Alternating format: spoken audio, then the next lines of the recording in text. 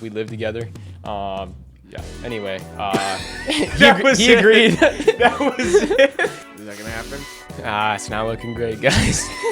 Sorry to break the news on this podcast. Because you're like a grown man and you walk up to this like high school age like freshman girl and you're like, hey, can I like hold a buddy? Weird when people are like, oh yeah, we like went to a movie for the first day. It's like, oh, so you literally like sat next to each other and stared at something, not each other the entire night, you know? And then you're like, you get out of the movie and you're like, wow, I don't know anything about you except we laughed at like that same joke. Yeah. And the idea in Catholicism is that the seat of Peter, like the seat of the Pope is infallible,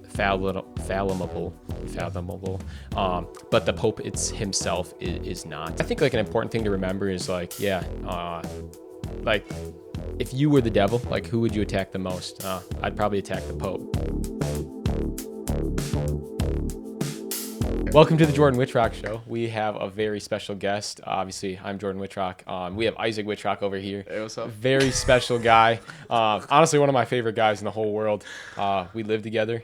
Yeah. Anyway, he agreed. That was it. He agreed to come on this That was show. crazy. But yeah, probably one of the coolest guys I know. So, Because we live together. yeah, definitely favorite brother. Okay, that's because I'm Low bar. All right, okay, welcome back to the show. You might be like, wow, Jordan. You're looking in a mirror. Well, yeah, that especially. It's because we both shaved our heads at the same time, so our hair's both slowly growing back. But also, we have a table, which is just different. We switched up the setup, so we'll see how this looks, how this feels, and whatnot. I feel like this could maybe be like a way that we can get. That couch was so uncomfortable. I'm not even gonna lie. That was the main reason. It's This like is very sophisticated. I just felt like I was slouching, and then like I was like shifting my body because it was so uncomfortable. And I was like, wait, if the couch is the problem, we could just get rid of the couch. Yeah. So that's what we did. We got Alex in the back. Alex, Hey, what's up? has anything crazy with you happened in the last like couple of days or so?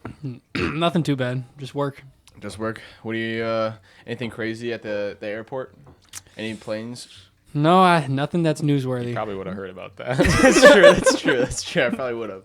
I would have been on that plane. Yeah, it was yours. It was mine. Yeah. Okay, so we took that. I went to Savannah, Georgia with my dad and our dad, and I'm not gonna lie. Okay, lit because we didn't have to drive 17 and a half hours. Yeah. But Not the as fun. chairs don't go back. They don't recline on the one way. Oh, yeah. So you're like straight up the entire time, and they if they do no recline, legroom. you don't. It's like a cultural thing, you know. It's like, Well, this no, guy reclined his I chair. would have put my chair back because I would have put the next guy Yeah. behind me put his chair back. And that's how you get the dominoes. But like, you're that guy. I would have been that guy because those That's like chairs airplane are so, etiquette. You don't put your chair back. Yeah, but anyway, okay. Crazy thing is when we were flying back though, we kept seeing big cities, and we're like, okay, would this be like Nashville? Would this be like Chicago?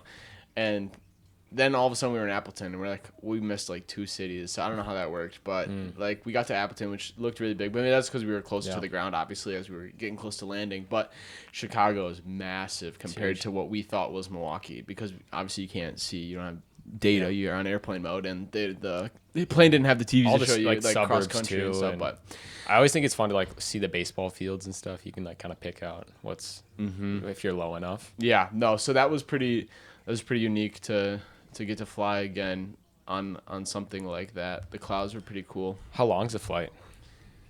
2.5 hours. So you cut the trip by 15 hours. So Wow, that's very nice. and It's worth I it. think with the price of gas, it's like way cheaper Yeah. to just take the flight. But that flight's only like January to May. You can't bring as So- much stuff with you. I don't know, cause Yeah. when we drove down, I mean, What did- you what did couldn't you bring pack? you couldn't bring a boogie board back. that's true. But I technically didn't because we tossed it. Yeah.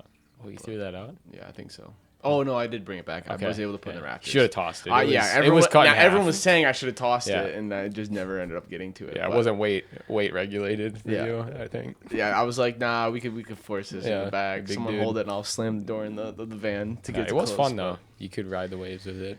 Yeah, no. So, all right. Well, I wanted to bring you to the show today because there's a couple things going on in the world, as well as decisions you've made in your life. All good and exciting for your future, but we can maybe get into a little bit into that a little bit. So you applied to be a focused missionary for your following 2 years. Do you want to talk to us about that process a little bit of just like, because I know you had to do major interviews and whatnot, obviously, because they want their missionaries to be top of the class, so. Yeah, no, it was a very neat process. So I filled out like an application over the mission at UW Oshkosh. They wanted me to do it last semester, but I think I was kind of avoiding it. So I was like, and I just kept dragging my feet on purpose, obviously, because I didn't want to apply. I wasn't ready at that point to make that sort of step in my faith. It then got to the point this semester where I had told them I would apply this semester, and I was like, okay, I have to do good on my word. And I really just started praying kind of just on that whole process of like, what does it mean to give up 2 years of my life? What does that mean? Just like weighing out all the pros and cons. Yeah. And ultimately, I think it came down for me just like, those are sacrifices I was willing to make just to serve God in that way. So I filled out, it was weird because I filled out my focus application at the same time I was filling out like my PA school application, and my PA school application was like making me super stressed. Just like you have to do a bunch of essays and you have to like have a perfect GPA, just all those things. Yep. And I was like, I'm not good enough. I've like tried I've spent all this time trying to get good grades and everything, but like it's still like I was just like, you're not enough, because they want you to be cookie cutter, but then they want you to be different. So it's it's a tight line. And there's a lot of people like me applying, so that doesn't help me either. Not interesting from that standpoint. A lot of white males in that standpoint. Yeah. They were like, we like these sort of applicants, and like I didn't check a single box, so that was tough. But I think hopefully I get in because of my personality. Yeah, I got that fire riz. Yeah, riz them up. But anyway, so I was applying, and I was like, I should take a break, and I was like, I guess while I'm on the subject of applying to things, I should maybe check out like my focus application. And I opened it up, and I had gone to like a few like kind of like get to know focus dinners in the past. So like I was familiar with the process, and the application was just so easy to fill out. Like everything, like I kind of just like prayed on it a little bit, and it was very like peaceful, and just like kind of like the words and the right words came out to apply. And it was weird because it wasn't so much like, why would you make a great missionary? It was more like, like how has God like impacted your life? How have you like been impacted? Why do you want to be a missionary? Kind of like what are your beliefs? And just like how does it line up with Focus's mission? What was like the most abstract question that they hit you with? Like, because like obviously they want the hard hitting questions or the common questions you would ask. But was there a question they were like, okay, this is gonna test them on maybe their ability to adapt on the fly, but also have that funny personality? Because if you're working with college students, to connect with them, you might have to go down to their level and that kind of thing. Yeah, so you actually have to do like a psych eval where they have like a psychologist come and like talk with you. Yep. And I had to prepare myself because I tend to like make jokes about a lot of things. So I didn't want her to be like, so like, what sort of trauma have you had in your life? And me be like, this trauma, but who doesn't have trauma, and just like say stuff like that, and then have her just be like writing stuff down. So I had to compose myself in that like part of the interview, because I was like, she's not gonna think this is a joke. She thinks it's a coping mechanism. But she asked a question. She was like, what sort of personality, and maybe you've never thought about this, but she's like, what sort of personality do you clash with? Okay, wait, let me take time to think about it. Okay, Alex, I want you to think about this too. Yeah, she's like, what sort of like positive personality? Is there like a type of personality? Like, is there like did they give you a type of personality, the personalities, or they she didn't just give like me just in general? Anything. So I like Okay, for me, I would say it'd be someone who's like really like almost like a sergeant vibes, where it's like type A. Yeah, I guess it would be type A, because like hyper type A. Just where it's like, because I'm very free flowing in the sense of like, hey, I might arrive 10 minutes early, I might arrive 5 minutes late, like in the or like, hey, we're gonna make plans today. Like I think this podcast we scheduled it yesterday. Any future boss you have. No, but it's like then if in a workplace or something like that, it's also like I'll be there on time. I'm not gonna. But it's like to have someone, you don't be tied down. Yeah, to have someone who's in that like spot where they have that control. I don't know. I think that for me, I'd be like, nah. Yeah. Which I'd never heard this question before, so I was like, oh man, like I'd come with all like the normal stuff, Alex, what's your type that you clash with? I don't. That's tough It's a for me. weird Like question. it's a tough question. I'd say maybe like someone that's. I don't know, like too laid back, I guess. Like, or I don't know what that okay. what that would be. Yeah, like, and what she was that like, personality it was would like a be. personality that's like a good personality that you clash with. It Oh, wasn't even that's not- like, that's oh, not this bad. person's really lazy and like whatever it is, because then it's like, well, like we get why you'd clash with that. So I think I just said somebody, which I like couldn't find a good answer to, because I don't know, I'm a pretty easygoing guy. Yeah. But I was like, like on the spot, I was like kind of nervous too, and I was like, I guess like somebody that just like doesn't listen to other people. Like, okay, I never heard about it again, so I was must have listening- given an okay answer. I was listening to this radio show, and and it was like these two people. One of them wanted to go on another date with like this guy or whatever, and so the radio show calls in or whatever, and the guy. They're like, so like, why didn't you like call back that lady or go on like another date or something like that? And he's like, honestly, he's like, she was too much. He's like for our date, like we took a walk through the park and then like went to like a store and then we came back, or before we came back, she asked if we wanted to go to a movie. I'm like, why would I want to go to a movie? I'm like, I'm tired. I want to go home. Like that was a lot of like, and I'm like listening to this. I'm like, bro went on like what half a date? mile walk, Yeah. and then like it was like going to a movie was too much. Like bro, all he maybe wants it was to- the person he was on the date yeah, with. and then they were like the whole time on the call, he's like, oh, I'm so tired. He's like, I can't, like, why am I on the phone with you? Like, it was so funny. I'm like, bro, that's crazy. And then the girl's like, okay, like the reason she thought he wasn't calling back was because he thought that she was too boring, and like that a walk That's on a date crazy. was boring and stuff like that, and it was just too much for him or whatever. Yeah. I'm like, maybe that would be the type that I would clash with, but What are your opinions on movies for first dates? I think, well, okay, if it's just a movie, no. Okay. But I'm not against going to a movie if there's like a dinner or something involved. Which will get to my, is like, what are your thoughts on movie? I think it's weird. Okay, I think if you know the person, you know, like True. I think I guess I would never go to a movie like if why I would you had like no idea who yeah the like the person was. point. Yeah, I think okay. the point of the first date is to get to know them, to see if you Yeah. want to do another date. So I just find it weird when people are like, oh yeah, we like went to a movie for the first date. It's like, oh, so you literally like sat next to each other and stared at something, not each other the entire night, you know? And then you're like, you get out of the movie and you're like, wow, I don't know anything about you except we laughed at like that same joke. Yeah. And, Hey, and you like popcorn. But then you figure out what they think is funny, you know? yeah. Alex, what about you? What are your thoughts on movie on first date? That's definitely a no. Definitely a no. Okay, I understand if you have no idea who the person is. I guess I've never. Why guess, would that help though? No. I'm saying like why you wouldn't want to go on a movie on the first date. But I feel like I guess for me, every person I've gone on a date with or have done a movie first date or something like has been someone I've spent time with or have talked with for an extended period of time. But So it's like an acquaintance already. But I've also like my question for you is, if you were to do a movie and like a dinner, what order would you do it in? Me personally, I like doing the dinner and then going to the movie. Yeah. But what are your thoughts, Alex included, on that? Or do you prefer the go to movie first then dinner? I think I would do dinner first because I don't know. I always fall asleep in movies, especially if they're not good. Dude, so same, I think though. like after having like Same for real. a full belly and like You'll be especially if out you're at like quick. those like I don't know the nice IMAX like recliner chairs, Yeah. like Yeah, you could just like Oh. is So, that but bad? What are if you your had a- thoughts on falling asleep on a date? I would say it's really bad. Yeah. I feel like, Is that bad? okay, if I would go on a date with someone and we went to a movie and like And they fell 15 asleep. minets in, out. It's not like oh that's cute. Because you know, remember, like- now we can't laugh at anything. Now I have no idea what they think is funny or what they think is true. sad. Because what if you both fall asleep? Then I respect that, and then maybe you guys are the perfect And then match. you're perfect. Yeah, maybe you're the perfect match. I don't know, Alex. What are your thoughts? Definitely like dinner first. Dinner first. But I was talking to this guy, and he's like, "Yeah, so like we're gonna go to the movie first, and then we're gonna go to dinner, so that way we can like talk about the movie at dinner."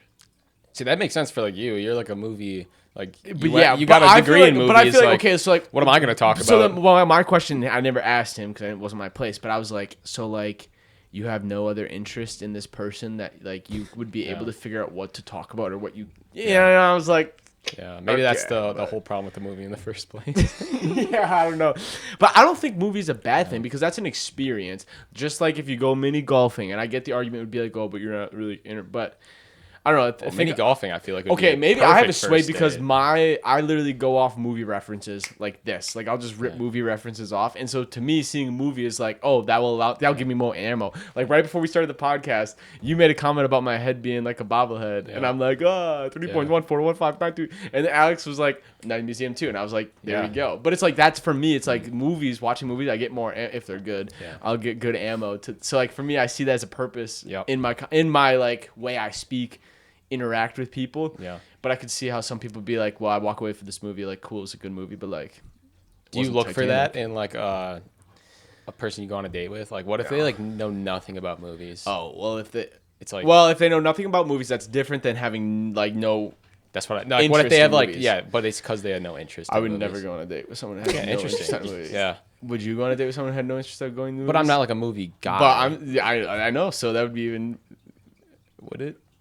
Well, someone's like, yeah. I mean, I have like could care less about. I going feel to like I have a I don't care normal about cinema. interest in movie. But I'm saying, would you go? Would you not necessarily go on a date, but like, Honestly, if they could convince me Continue? why they shouldn't have an interest in what would be movies, an argument? Okay, let's take the. we're like, oh, like I just love spending time with people. What in would be the person. argument? Like, hey, why Why you don't watch movies? Why would you put yourself waste 2 hours of your time to go watch someone else do something that's unrealistic that you would never see or never do? I guess in specific like sci-fi. This is a dangerous question for you. For me, no, I'm not saying I that. think it's because okay, this is on the same line. So I mean, in a fair note, like why would you spend 24 hours reading a book? that's you know, like- that's my thing. It's Yeah. like You, like, bro, spend way there's longer on literally the nothing, book. Like, and I get their argument would be like, well, it requires my imagination, my brain to work harder than if you. But just I like- sat there I and like the movie reading, go, so, "Ugh," like, the whole time, you yeah. know.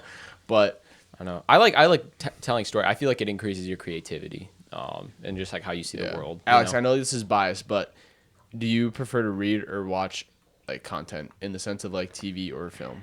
I'm definitely, I watch my content for okay, sure. Yeah, that's what I was wondering. Honestly, like, sometimes, though- our sisters read their content. Sometimes is though, crazy. movies don't do books justice. You know? It's always better. No, I'm just kidding.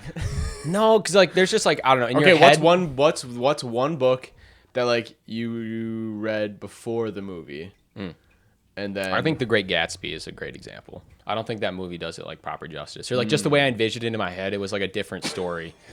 I just have a fire creativity, I guess. dude, I was about to say, you know what my movie would be? What? My Cement. No, I'm just kidding.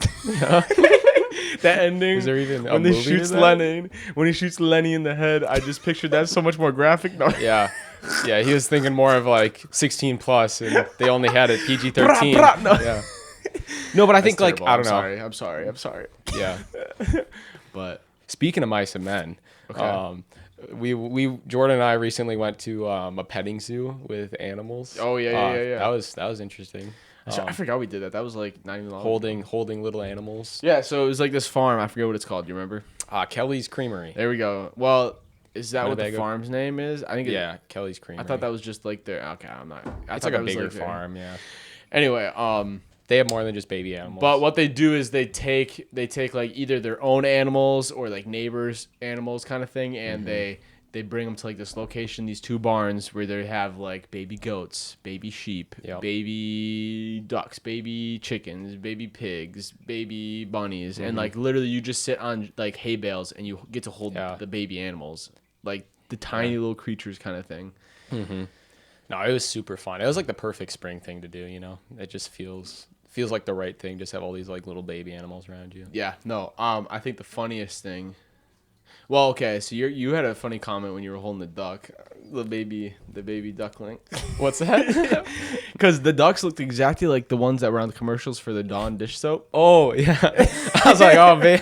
I like looked at Jordan when I was holding this duck, and I'm like, man, I just want to like wash this thing in Dawn dish soap. Yeah, I Man, just want to this wash thing's the so oil cute. off this Yeah. duck.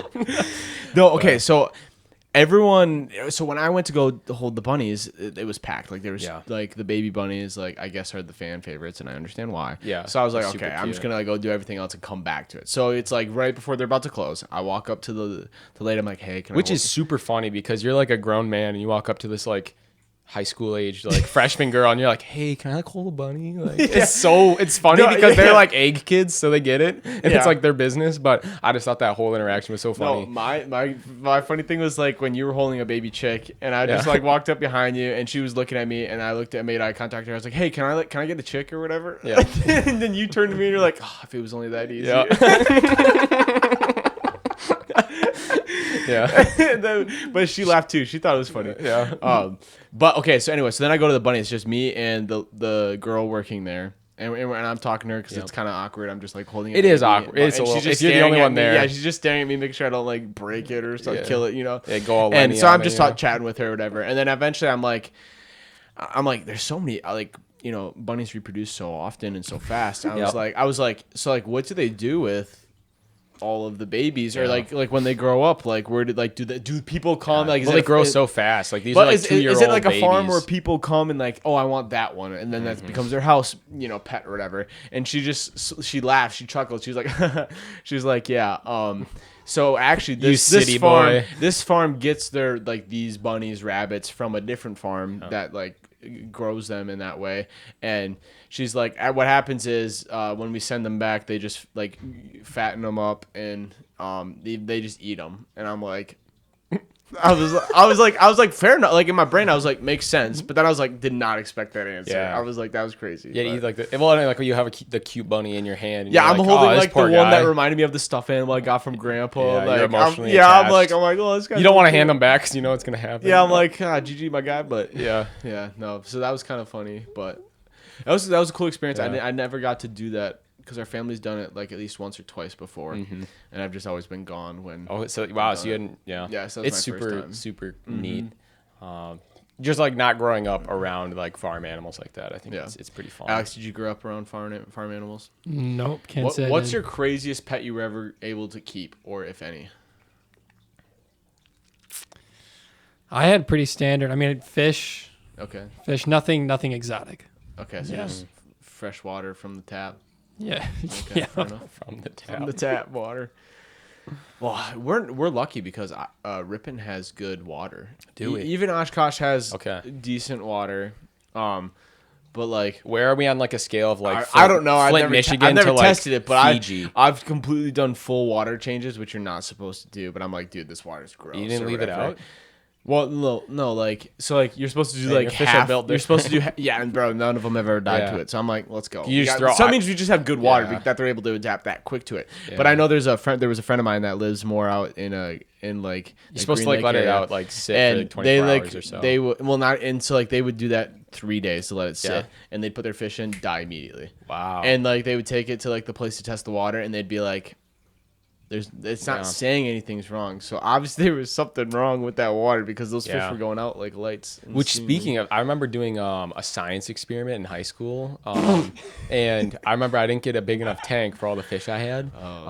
So like I think I like my teacher. So I was doing like a plant and like what is it called? Aquaponics. Thank you. Yeah, and so I had like fish underneath and then like plants, and they were supposed to like feed each other and stuff. But I like didn't measure out how many goldfish I needed correctly. So I think I had started with 7 and I ended with 2 on like the 2-liter gallon.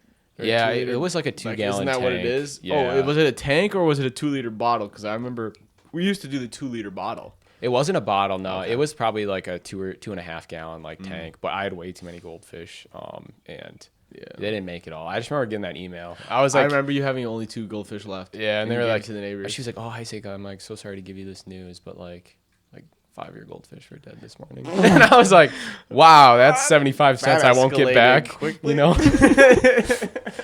Speaking of which, I think it's super cool from like a degree standpoint that like I don't know, you guys just like set up all these cameras and everything. I was like, wow, they're using the degree that they gave you, you know, from Oshkosh. Like I don't know, there's not a whole lot I can do besides like I don't know, like your like find baking a dead powder baby mouse in the basement on a trap, so that's me. We maybe could get that worked out. But I was like, we could do some testing, blood samples. Yeah, get super hype. It's like, oh, like what could I do at home to use my degree? And it's like I don't know, I couldn't think of anything besides like the baking soda volcano, you know. So. So we'll do that for a podcast episode this summer when we could go outside. We'll do a. And after watching like Breaking Bad, like the only other thing I could think of was like, how far did you get in Breaking Bad? I saw you were watching that. Like 1 season, but it was kind of I don't know if Yeah, maybe we'll find this in the news someday. But one of my chemistry professors, I had him for like two full semesters, organic chemistry, and like I don't know, it seemed like every other lecture he was like, oh, and like something would always apply to like the structure of cocaine and like crystal meth. And he's like, yeah, but like I took an oath not to make drugs as like a chemistry professor. But he's like, but I could. And I was like, oh, that's awesome. But like you've said that like 7 times this semester. So honestly, like, I'm just waiting. I'm just waiting for like a meth lab to just like be found at UW Oshkosh. There was campus. a meth lab found in this city. Yeah, like, like school. a couple blocks from. Yeah, that was pretty crazy. Apparently, we're like a huge. I don't know. Everybody knows about this except me, because I was like, oh, I'm from Ripon. And they're like, oh, like a lot of drugs coming out of Ripon, which I'm like, one, how do you know? But then also, I'm like, talking to, where are they from? they were from like The Fond du UP? Lac or something. No. We get our drugs probably from Fond du Lac. This is us talking, and we have no idea where drugs actually come from. We just know it comes from Milwaukee. But that's all FBI is gonna break your door down. Yeah. It's Under the bed, TV, yeah. my stash. No. I think it, like Fond du Lac's a rough area in that sense, because that's where it comes up. Alex, do you have any info on this? I mean, I'm pretty sure Oshkosh is pretty bad. That's what I'm saying. Like, I feel like there's no way. I mean, every area is gonna have their problem or their issues but I feel like we're not as bad as those. I mean, hopefully we aren't, because we're like a smaller city.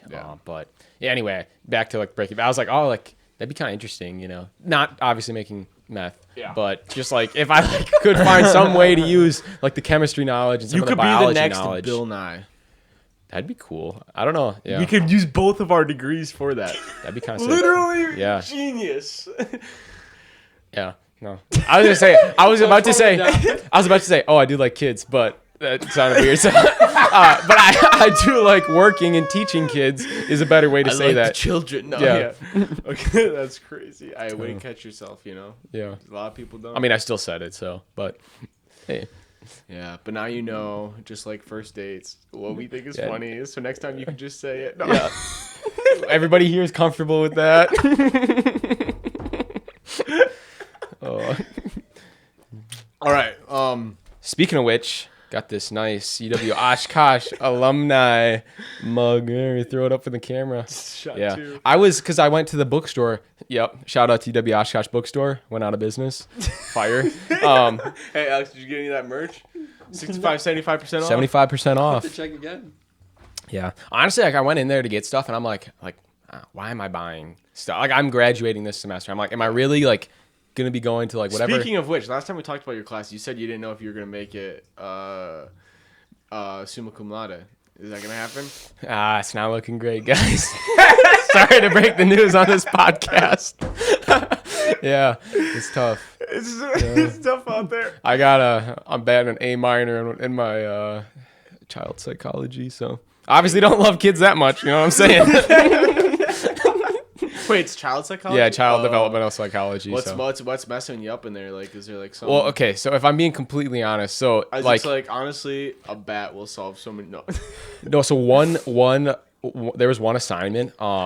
I just like, it was weird how she set it up, because it was like a discussion, and she like the due date, it was like a 2-week open discussion, and like the first week you're supposed to like post, and the second week you're supposed to respond. Gotcha. But it was like the same week as midterms, which I was like just packed. So I was doing my homework like by a list of when it was due. Yeah. So like that was the last thing I did, but apparently it was due before like a bunch of other stuff I did.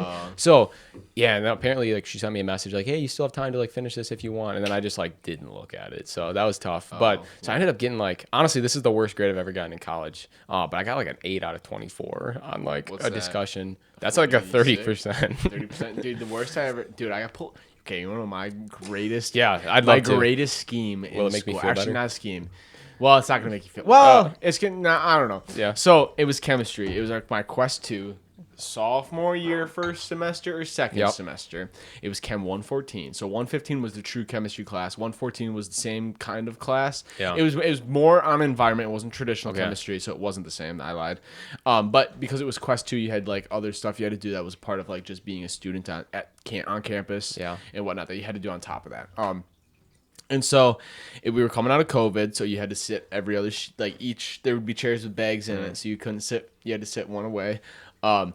and there was four exams, was like mainly what the most of Yeah. the class was, and then they had the minor assignments. So the first exam, I think I got, I don't know, we'll call it an 80% or something like that, which I was like, whew, because I was like, that was, maybe I didn't study First that much exams for are it, the worst. right? You just don't know how Yeah. hard the teacher's gonna go, what format it's gonna be. No, exactly. And it was a 10 question exam. So it was like, Ooh, yeah. and it was like, That's tough. JGG, you know?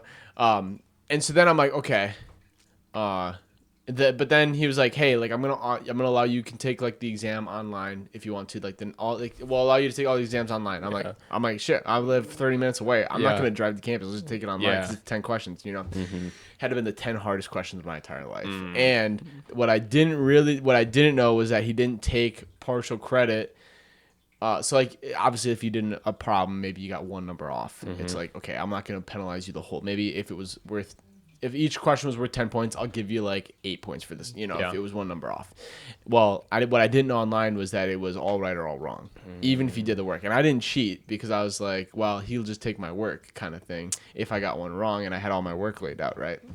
So I got like a 4 out of 10 on that exam, one of the four exams. So I got an F on it. I'm like, that's the worst grade I've ever had in my entire life.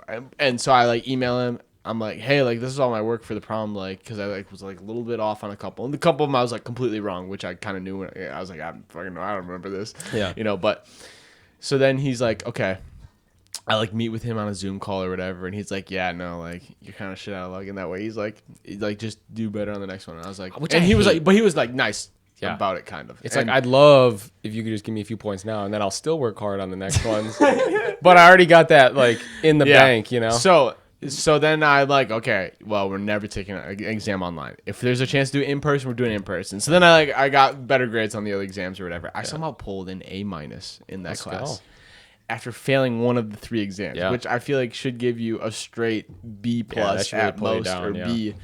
But I think it was all because it was a quest class. I think I got some bonus for the quest, and I did good in the labs. Or whatever, but when that's like the welcome class, and then they fail you, and you're like, what? I'm feeling very welcomed here. But that was the word. I was like, wow, I've never failed an assignment, never. To fail an exam, I was like, that's different. Well, and that's the thing, because it's like I was like doing all the math and stuff, and like I literally can only get 2 points off everything else the entire rest of the semester. And I had just taken a quiz and got a point off. So I'm like, oh, I got 1 point left. But so up till then, I was like, I had like a 96 in the class. And then it dropped me to like an 89. And I'm like, yo. So you had to work your way up. That's crazy. Yeah. So, but, you know, honestly, I don't know. It keeps me humble. So, yeah. Stay humble. Yeah, stay humble. That 3899. I think what if we rounded? We always round. I ended with a 387. Let's go. 6. Yeah. Maybe it was 5. I don't know. One of those 3 is what I ended with. So I knew going into my last year, or like equivalent to a year and a half, I was that's where I was at, and I was like, oh, I don't really have to care this last semester. But then I actually did the math, and I'm like, oh, if I like get all A's this semester, there's a chance I could get it. And then this semester happened. So, but honestly, all the classes I thought were going to be really like difficult, I'm actually like doing pretty well in. So I actually think I just care about the class, which is nice. From that standpoint. What is it? Is it just a 3.9 that you need, right? Yeah, I think so. Yeah, just a 3.9. Alex, how close were you? To a 3.9? Well, yeah. That's a crazy question. They said they never asked. They would never ask in an interview. I definitely dropped from high school. High school, I had a 3.9. College, I started off bad. Well, once I realized, like I ended with like a 3.5, 3.6. Well, that's not bad. That's like actually like way above everybody. Well, like that's the crazy thing. Like when RTF was like, "Hey, you need to keep a 2.5 to like stay in the program." I'm like, "What? Like I need to put my name on a sheet of paper and submit it in for every assignment, and I'll be at like 2.5 because it showed effort." I was like, "Yeah." But well, I remember like I was first in the honors college, and they were like, "Oh, like if you like don't get it 3.5, you don't walk with a medal." And I'm like, "There's no way I'm going to this honors college thing if they're not giving me a medal because like I know everybody else is gonna have one." And I was like, "Wow, that's like I was so stressed about getting a 3.5." And it's like, okay, like you actually realize in college, like okay, as long as you just like do the work and like put in effort, like it's fine. But yeah. Well, and it gets easier when you. I think it's most stressful your freshman sophomore year. Yeah. You just don't have the habits. Not even the habits, but it's like you have no grades to bounce off of. True. So your cumulative grade is really based off that one semester. So if you mess up one semester, you don't take it serious, you go low. Like if you're on scholarship for whatever reason and you have to stay at 3.5 or something, it's like, and you finish that semester at 2.5 or whatever, it's like those are pulled immediately. And you're like, well, even if I got a 4.0 or whatever and it evened it out, it's like I would still lose it because that one semester, you know? Yeah. Which I think is really weird because I don't know, all like my like the med schools that I like look up, they're like, oh, like like minimum GPA is like 3.0, and I'm like, oh, all right. And then it's like, oh, but the average applicant's like a 4.0, and I'm like, well, why are you putting like a 3.0 as like your average? Like I'm like, they're over here like, oh, we're just trying to give opportunity to everyone. Yeah, they're like, oh, like 3.2 is pretty competitive, and then like I'm like, no, it's not. Right? There's no way you're telling me that you accepted a 3.2. Is there a dream school you'd want to go to for? That's a good question. Honestly, I don't know. I've been tossing around. I think going to Savannah, I was like, forever. Okay, let's start here. Forever, I wanted to stay local and be like, oh, like I want to stay in Wisconsin, go to school in Wisconsin. You know, like, oh, I'd love to be close to home. But actually, like going to Savannah, I was like, that's pretty sick to just be like somewhere completely different. You know, like this is like a city I get to explore. I mean, the beach was very nice, but it's like, so I think I'm like more open to like actually like going out of state for school, knowing that like, it might be a little bit more, like, there's just one school in Washington that accepts a 3.0, so no, I'll be there. No.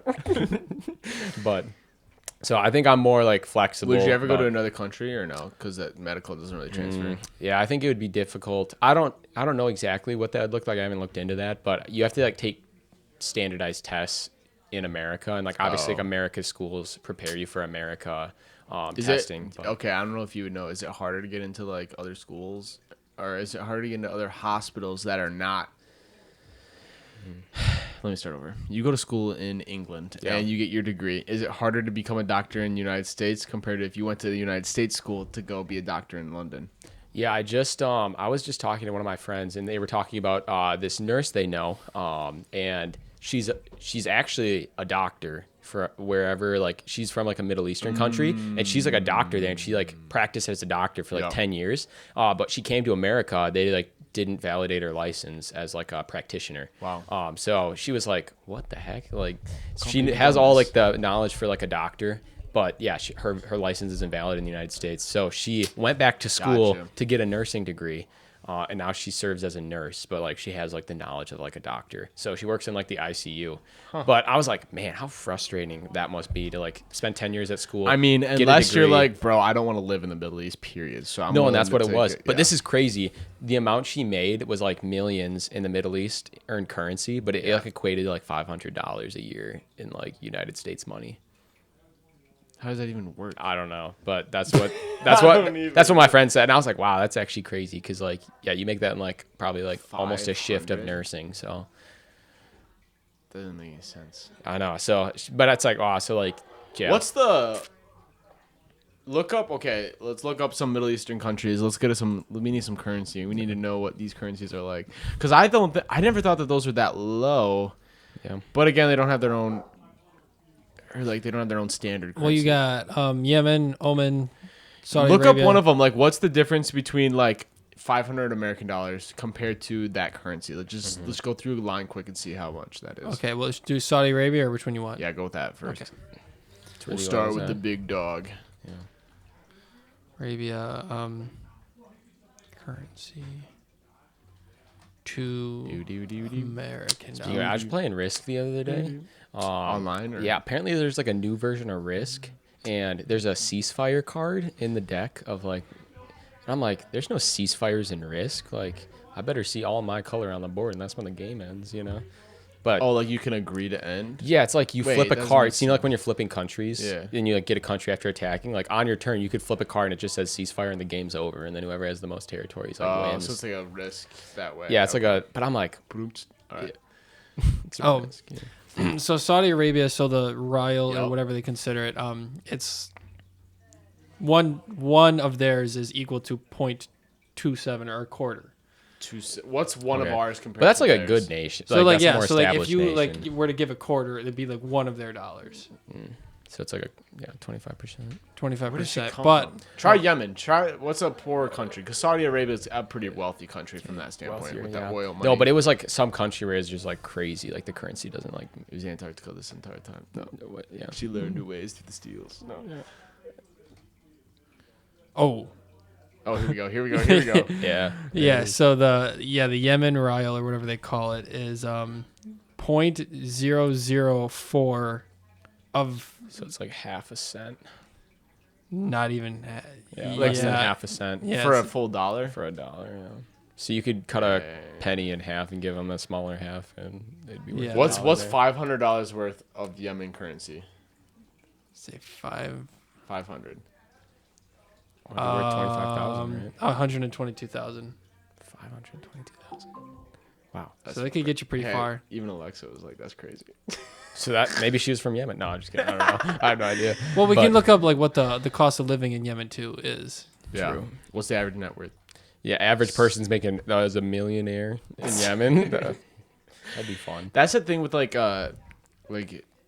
I know we were talking about earlier before the podcast started. We were talking about like if we went to like the French hate Americans like when we go to their country kind of thing. You know, they judge. That's hard. crazy. Alex wants to go to French so bad. He But wants to go to the France. Go to the France.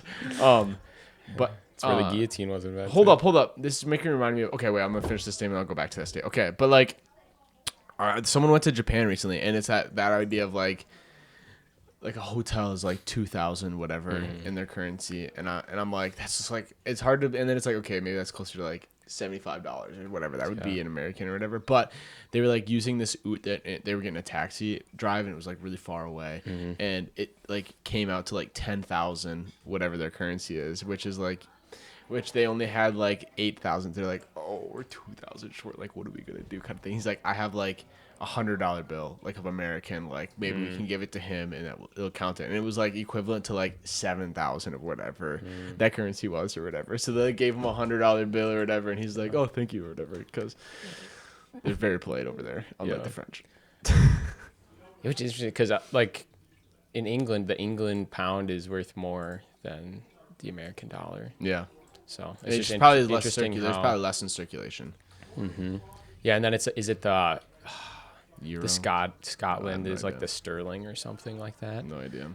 Do we have? Wait, what were we looking up? Were we looking up something? Or I was looking up like cost of living, but I couldn't just find saw you anything working specific. really hard over there, and I was like, I don't remember. But now I looked up like the England pound to USD, which like imagine he like is correct. you as an Alliance line worker just going to Yemen and being like a billionaire. You know, you could ball out there. Well, that's why you hear all these people that go to Japan or they go to Thailand, because it's like, oh, like I can like work my American job and go live in a country and be super wealthy, but the quality of life or like living is just not as different up to par as here or whatever. But no. Well, I mean, what I was gonna say is, okay, Alex, you're gonna have to look this one up because I'm not sure if this is actually right or not. But is it true that the French wanted the Statue of Liberty back? They wanted it back? Yeah. Why? But I don't know for a fact. This could have been just like some false news. I feel like that's the most like American thing you can think of. Well, they gave it to us. Well, I get that. But it was also brown when they gave it to us. So like, maybe they could buy it back. We'll sell it back to them. That's an American thing to do. Yeah. Okay, what do we got? Okay, I don't know if I can trust this website. Is it because they don't value our XXX? No, it's NPR, but it's a .org. Oh, that's the National Public Radio. Yeah, that's trustworthy. That's like top middle. Yeah. Okay. What do we got? A French politician. Oh, it was just that's what it was. It was one French politician that was like, we want. I don't have a good French. I'm Russian there. Wait. Let's try our French accents. Baguette. No, that's Italian. Yeah. They got bread too, though. Yeah, I got nothing. We just insulted that whole country right here. I'm sorry. They hate us now. Yeah, it was just. We're gonna send Alex over as tribute. Yeah. He's gonna set us straight. He's gonna set the show straight. Yep. All right. Okay. Well, since we're talking about Europe right now, something that's big news. It obviously doesn't happen often. In that sense, is the Pope did pass away a couple of days ago. Actually, when I saw the news, I was on YouTube. I woke up, I sent a text to my boss, and then went on YouTube and I saw like a live stream that's like the Pope died or whatever, and I was like, nah. I'm like, that. No, there's no way. And so then I was like, then I like looked up on news and nothing popped up right away. And I'm like, okay.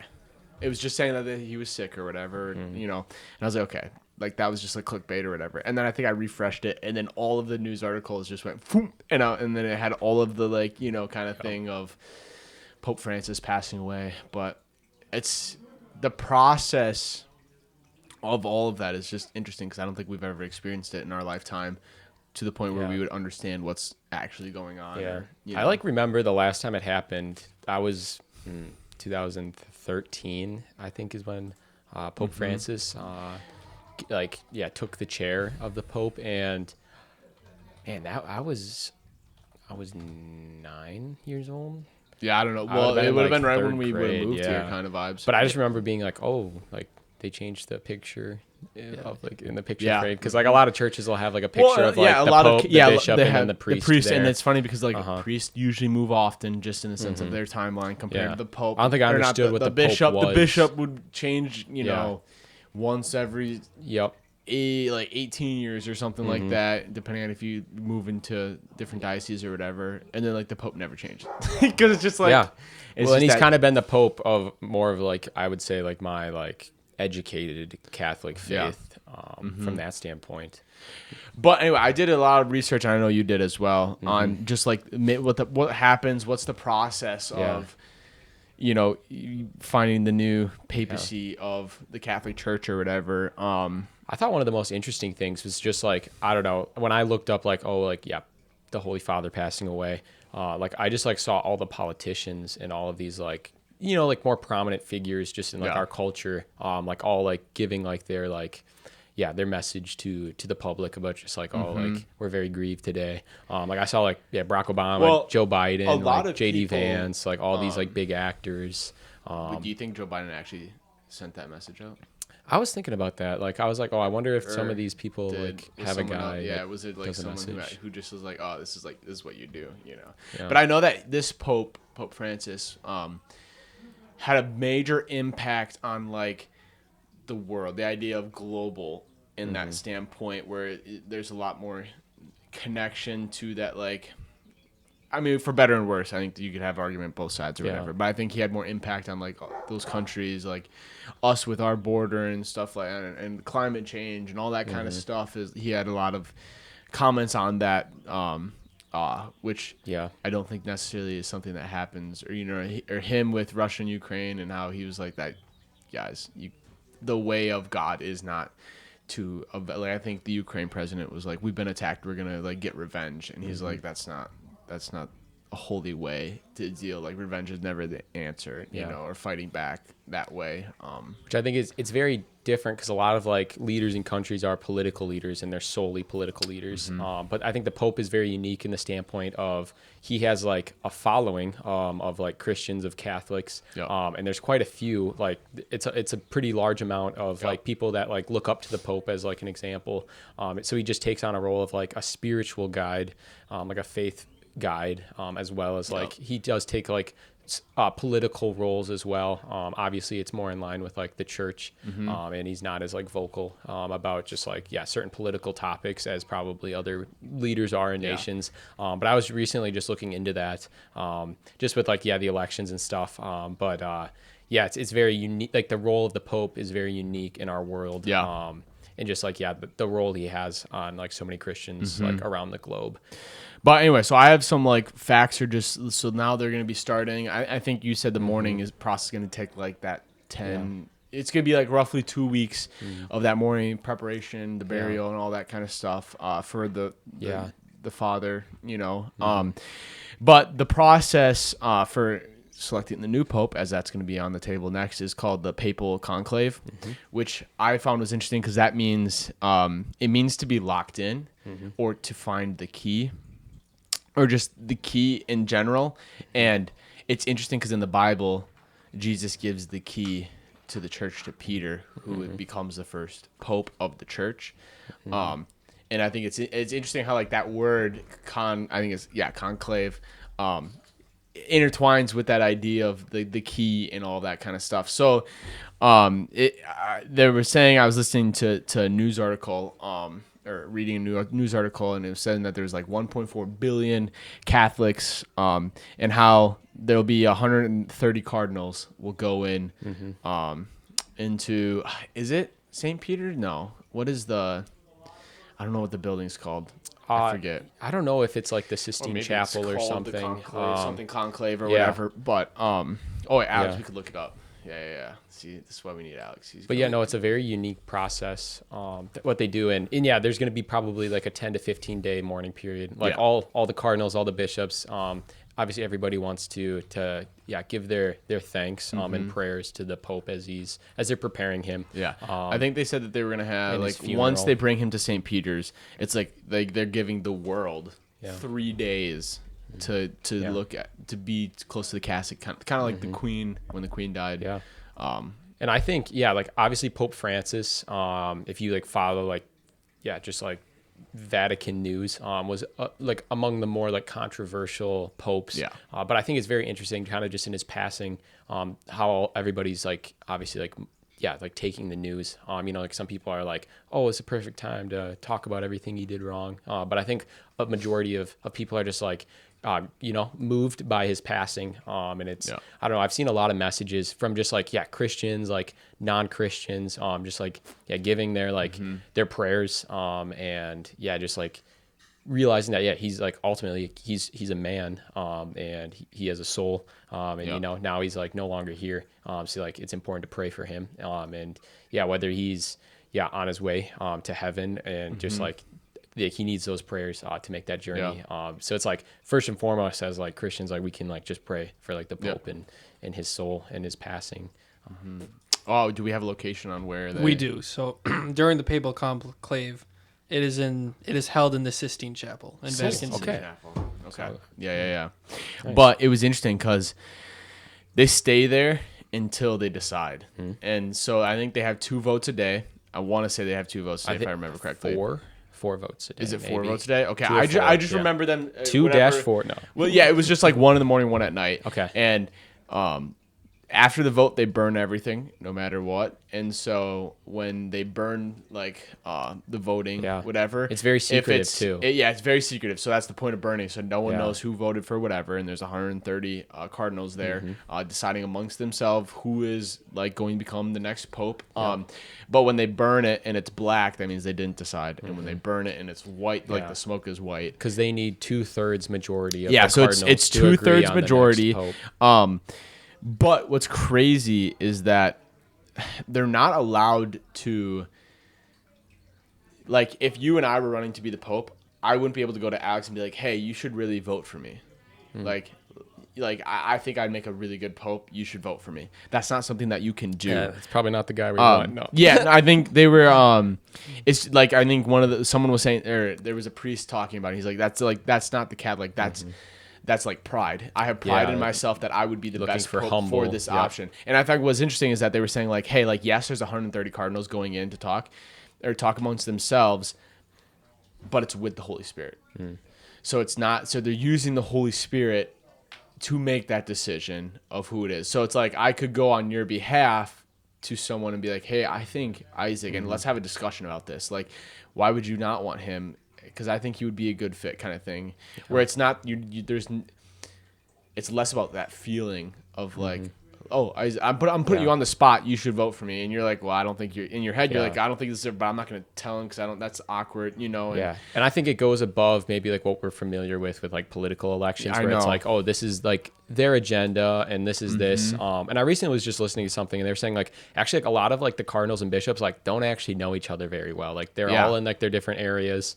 So they actually like research like different like people that like are probably like looking to become pope, or like would be like the next like logical successor. I was seeing that I think Pope Francis like had put into place, like, was it 80 or 80%? I think 80%. 80% of the cardinals who are already cardinals right now were that can actively put vote. that were put into place by Pope Francis. So they're saying that like most of them should be in not necessarily like a similar circle. Yeah, just so similar Yeah. circles, similar ideas. And normally this process takes like 2 to 3 days now. But I did see like the longest that it ever took, or one of the longest, was like in the 1200s or whatever. With Gregory the 10th. Okay. It took them 3 years to decide who the next pope was. Wow. Which, like, yeah, that can happen. I think Pope Francis's pontificate, just like from what I heard, like growing up through it, it was a little more controversial. It was a little more like edgy. Like he rubbed people the wrong way sometimes at times, depending on, I think, kind of which sphere of Catholicism you fall more on. And I think the general idea amongst the current cardinals is like to have somebody who's more of a unifier. Rather than pushing boundaries, which exactly, because like people feel like just like like looking to unite like under one singular church, looking to make those bridges, rather than like maybe wreck some of those bridges. Again, definitely something to look into more. But also like an important thing, and I was kind of learning about this, is like I think a lot of people are like, oh, like whatever happens in the conclave is like the will of God, and that's like, it's actually like not true.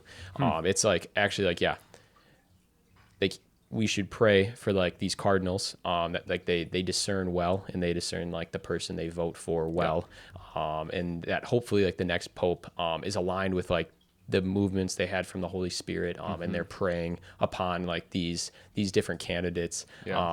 But yeah, it's actually like, it's like a thing that we need to pray on, because like God's not magically gonna put those names like in that basin to be picked.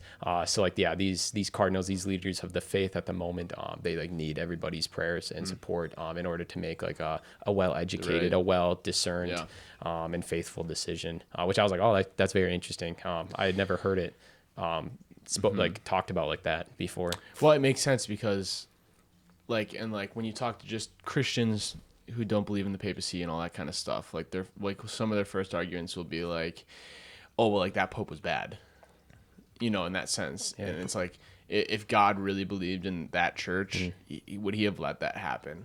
Would be like an argument that you would hear, And so like what you said is like, well, none of the popes after Jesus are Jesus. They're man. Just like Adam and Eve, just like Abraham, just like we're all sinners. Yeah, just Moses. Although the Pope would be the first one to say that he's a sinner, I think. Well, and I think Pope Francis said he'd go to confession like every day, or whatever that was, And I think like an important thing to remember is like, like if you were the devil, like who would you attack the most? I'd probably attack the Pope, because a lot of people like look up to him. Like there's certain levels of like authority in the church, and like those people are attacked more. Like I think I remember a priest telling me one time, like priests actually get like 2 guardian angels just because they're attacked so much, which is just very interesting. And there's certain I started to learn about this, and I'm still very new to just like a lot of these like finer details. But the idea in Catholicism is that the seat of Peter, like the seat of the Pope, is fathomable. But the Pope himself is not. Very respected. Like obviously like the Pope like is usually doing the right thing. Well, and the other thing too that's crazy is like people be like, well, how could you let one person be in control of your whole thing or whatever? And then like my question would be like, well, then who's in charge of your church? It's like the person that's in charge of my church, or who is our church leader, our father, is someone who's been elected from, or who went through studying to be a priest, who was elected to become a bishop, to a cardinal. So that's someone, and obviously you're not going to maybe catch every person. There might be 1 or 2 out there, but it's like, okay, but like, who are you? Like, is it your pastor? Is it just someone who wanted to do that? Or is it someone that, it's like, or where did they get their teachings from? It's like, I think that's the one thing that's like, well, like one of the beautiful things about the Catholic Church is the tradition. And I just heard it might have been something I was listening to regarding the Pope, but they were saying how like the weight of tradition weighs more than the wisdom of the current age. And how like our ancestors, like everything they did to like set up this church actually like has way more importance than like what we think about it in this current age, which I was like, wow, that just makes a lot of sense when it comes down to just like a lot of things. And I also think like there's a lot of things that like the Pope can't do. He can't like completely change the faith of that's the thing too. Church. It's like that, like a little bit like I'm not going to compare it to the president, but that idea of like if you want to get something passed or you want a teaching change or something like that, it has to go through the bishops and the cardinals. Like the Pope isn't able. And maybe I don't believe so, but he's from what I heard or have read, it's like he's not able to be like, okay, changing it, boom. This is what we're doing. It's like, well, no, there's conversation between all the other cardinals. Yeah. The cardinals come together to make that decision of like, okay, yes, I agree with you 100%. Or like, hey, have you read this reading or this scripture or have this writing from this person who lived 600 years ago who had maybe a better understanding of this topic when it was new or fresh, you know? Which is, so the Holy See, like Holy SEE, is like the governing body of like the Vatican and like the Catholic Church, which I was like, oh, that's interesting. Just like learning more about like just kind of like the governing body of the church, and that's like with all the cardinals. So definitely like what you were just talking about. But yeah, they just like they hold power, but also like just like the way like the church is set up. Like there's like certain things like similar to our government in a way of like, there's certain things like the president could do, but there's also like certain things he can't do because it's like written to protect like just like the overall structure of like our current like system. So something interesting. So you have to be under the age of 80 years old to be able to be considered for the papacy to become like eligible to vote as you a have cardinal. To be, I don't know if it's vote, but I know it's to be you have to be under 80 to be the Pope. To be the Pope. So which makes me like, as we have our presidential elections, you have to be, I think, is it 35 to become president is the youngest 35 you can be? Yep. The minimum. It's like, but we have never had that like, hey, when you become the president, you should be 69 years old or lower. It's like once you pass 70, hey, like, you know what, like, your interests are going to be different than what's really going on in this world. In that sense, and as I think of like Trump and Biden, it's like, wow, they're very old. Like their perspective of life and how life is very different than you and I or Alex because we just have they represent a different generation. Yeah, it's just a different generation. Like, it's like that'd be like the boomers or whatever that is. And it's like, oh, like your life was so different. And like what you guys have done up to this point has been because of what you know. But it's like, as I think of like our parents, it's like, well, wouldn't you think, or like a Barack Obama age, it's like, don't you think those people would have maybe just a little bit more understanding or and I think heart on the beat or hand on the beat or whatever, finger on the beat, whatever that is, What's interesting from that standpoint is obviously like this idea of like the Pope serves for the rest of his life. I think there's only been a few handful situations where the Pope just like stepped down due to like health reasons. But like the idea is like the Pope will serve till like the end of his life. Like obviously Pope Francis, like passed away while he was still the Pope. And I think it's maybe less concerning for like our government because it's like, in 4 years, like we can reelect somebody different. But do you think that there should be an age? I mean, I think so. What age would you think that should be? Same question for you, Alex, too. I think it's tough because I think people, I don't know, like working in healthcare, I think you see like, like there's like 105-year-olds that come in and they like look like they're 70. And then there's like 70-year-old people that come in and they look like they're like 90 years old. So I think like kind of when you get to like the end of your life, like how you live the first part of your life really dictates how like the last half of your life looks from that standpoint. But I don't know. I don't know if like an IQ test or just like something to make you like, make sure you're firing, because it's like, oh, this is a guy with like all the nuclear codes. Okay. So it's just like that idea of like, oh, like I want somebody who's like, I don't know, like actually capable to do the job. But also like, I don't know, towards the end of like Biden's term, it kind of seemed pretty cruel just to like make him do all these things. Like I was like, well, even this debate, is somebody's like grandfather. It's like, I wouldn't want my grandparents like having to run the country. Like that's like, just retire, man. Like, enjoy like whatever time you have left. Like because I was watching some, like a news. I forget what news source, but they were talking about like the Pope Francis and his. Actually, Alex, do you have a number that you? I would say like 70, 75. 70, 75. I'd say like I think 70. If 35, like you're not old enough to know what's going on in the world till 35, then I think your ass should be out by like 67. You know what I'm saying? Well, it's like, like imagine, like think of how our government would look if like you could be elected from like ages like 25 to like 55.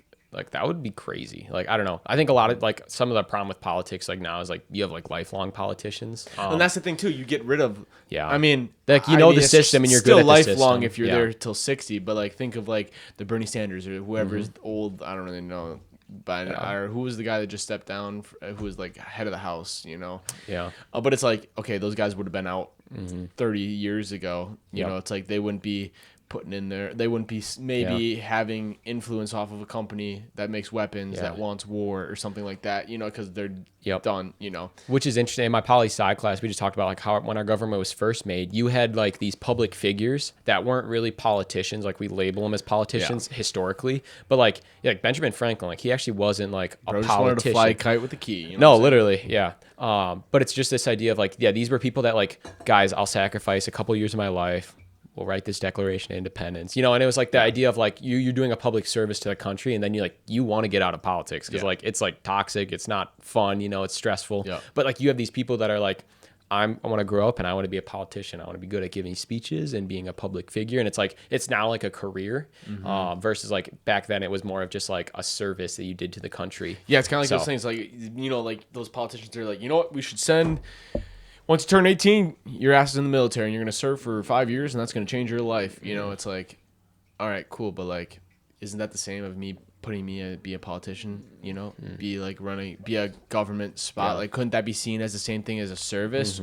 Or are you making so much money that it doesn't really feel like a service because, oh man, I got 6 houses off every coast possible, and I still have when I retire from here, I've done so much for Boeing. I get to be the vice president of Boeing. And you know what? Life's great. It's like, that's dysfunction.